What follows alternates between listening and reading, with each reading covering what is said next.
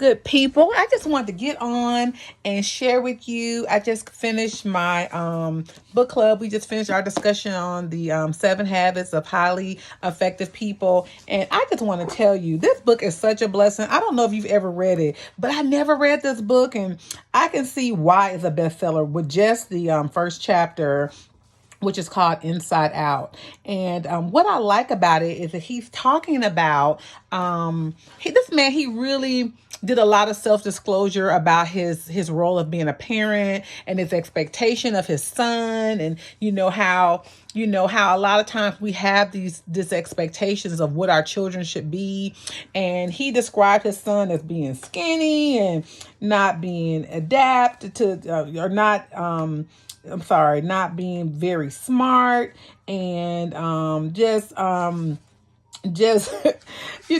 having the athletic ability that he should. He just really talked down on his son, but that's the way he felt. And but then him and his wife, they both had this shift in their thought process, and they learned that it wasn't about the way they saw their son, but how he saw himself. And in order for his son to change his behavior, that his son would have to take on the image of himself and how he's being perceived by other people. And they talked about how they listened to him when he came to him and talked about the negative things people said, and how the shift changed within his son, and that they were able to get the desires from his son's behavior as they wanted, which is really good. I really enjoyed that. And he talked about so he started with he talked about the personality and character ethics, and how a lot of times when we react and respond to things is based on our personality as well as our character. And I liked how he described it. He said character are taught the basic principles of effective living, and that people can only experience true success and endure happiness as they learn to integrate the principles of their basic character. Okay. And so success is more fundamentally a part of your personality, is a part of your public image, is your attitudes and your behavior and the skills. And that's what causes you to have the human interaction. It's all related to your personality. And then I like how he said that it's all about your personality and your character. That was what their personality and their character is what helped them to have this image of their son, and how they had to do this paradigm shift. And I just love, but even before he got to the paradigm shift, he talked about your primary and secondary greatness. But he looked at that as he said it was greatness, but it really is your personality trait, right? So he says, if I try to use human influence and strategies and tactics of how to get other people to do what I want, to work better, to be more motivated, to like me and others, while my character is fundamentally flawed, marked by duplicity and insincerity, then I run the risk of not having a successful life. So if I am making decisions and if my decisions are basically only self-motivated, then I can't have any success in life. It's basically what he's saying. And I just was like, okay. And he said that so I got to tell you. So then he talked about the power of the paradigm. And so he gave this analogy of wanting to go to Chicago, but having a map to Detroit. And he says, you might work on your behavior. Okay, you would try harder to be more diligent, double your speed, but your efforts would only succeed in you getting to the wrong place faster.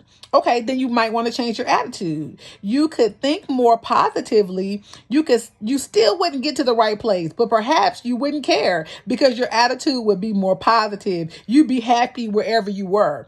But again, if you had the right map to Chicago, then diligence becomes important. And then you encounter the frustrating obstacles along the way, but then your attitude makes the real difference. So even if you have the obstacles that could go along with you getting to Chicago, you still get to your destination. Whereas if your map is going to Detroit, you ain't getting there. That was so funny to me. One of the other things that really, the paradigm shift was, it was talking about seeing and being. So you can see things, and then I've learned in life, and I can't remember who broke this down for me. It was something that I was listening to about, it's when you see something, it's not you actually seeing it, it's what you think. So it's what you think that projects what you see. And he gave an image of a woman. He showed people a picture of a woman. He said, this is a young woman. Then he showed people a picture of an old woman. He said, this is an old woman. They looked at it once, they looked at it briefly. And then later he showed people another image and he said, what do you see? So some people saw in the same image, some people saw an older woman and some people saw a younger woman in the same image. And let me see. You guys have, for those of you that have done certain things, you guys have seen this image before, and I'm going to post it. So some of you all see an image of an old woman, and some of you all see an image of a young woman. But for you that first saw the image of the old woman, someone had to tell you, you know what? That's a young woman in that image. And then you had to say, wait a minute, is it? So that means your mind had to open up to see, to know.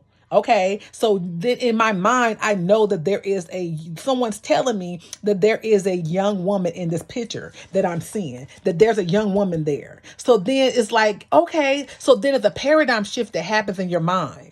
Okay, so then you can see the old woman.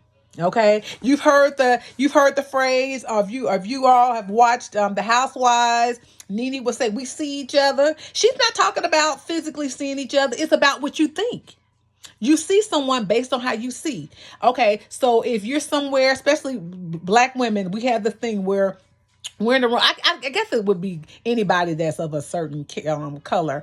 You always look for someone that looks like you, thinks like you. But something, because I'm a Black woman, there's just something about being in a room of other people, but finally seeing that Black woman, and you see something that don't look right, and then you just you look at that Black woman. We ain't said nothing. We're thinking and we see based on how we're thinking. And we both have the same projection of what we're seeing. And we both are thinking the same things. So it's about what you think, then it becomes what you see. That's the paradigm shift. Let me tell y'all, this book right here is everything.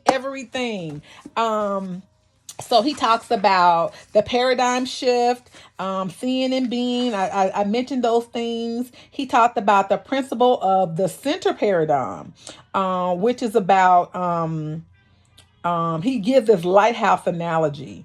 And I can see something and you can see something, but based on, you're not bigger than what I am. And I'm not bigger than what you are. But it was but you can't change who I am to be who you are, because I still am who I am. So it was a captain and he saw this image, and then so the captain was telling the image that you need to move your course 20 degrees. And the image was telling the captain, no, you need to move your course. If I follow my advice and move your course 20 degrees. And the captain was saying, I'm sending you this message to change your course because I'm a captain. And then the guy said, then the image says, I'm sending you this course because I'm a lighthouse. I don't have to move. You're going to have to move because I'm a lighthouse. You are a boat. You are a captain in a boat. You have to move 20 degrees because of who I am.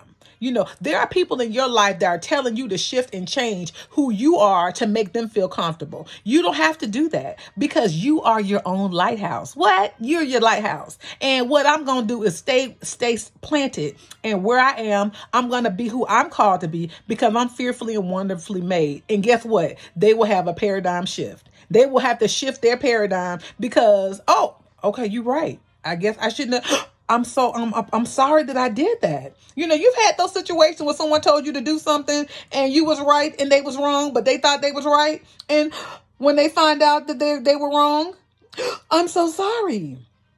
If they have pride, then they don't even tell you, then they be like, well, you could have moved, but I guess whatever, or they don't say anything at all. But that's I guess maybe their way of apologizing. But honey, you are a lighthouse baby. You don't have to move. You stay planted. But I just wanted to just come on here and just tell y'all about this book. It's so many nuggets. And the last one I'm gonna leave y'all with, because I'm looking at the time frame of this video that was supposed to be in like 2 minutes, but now it's 10. The way we see the problem is the problem. Okay? So y'all out here thinking that they the problem, but it's the way you see. The way we see the problem is the problem. We need to have a paradigm shift. So I'm just going to leave you all with that. If you're interested in joining the discussion of the 7 habits of highly effective people, please send me a message. I would love for you to join. If not, I'm going to be coming before you guys with more nuggets that I've learned from this book. This book is blessing my life, and I'm hoping that, this 11-minute message can be a blessing to you. Bye.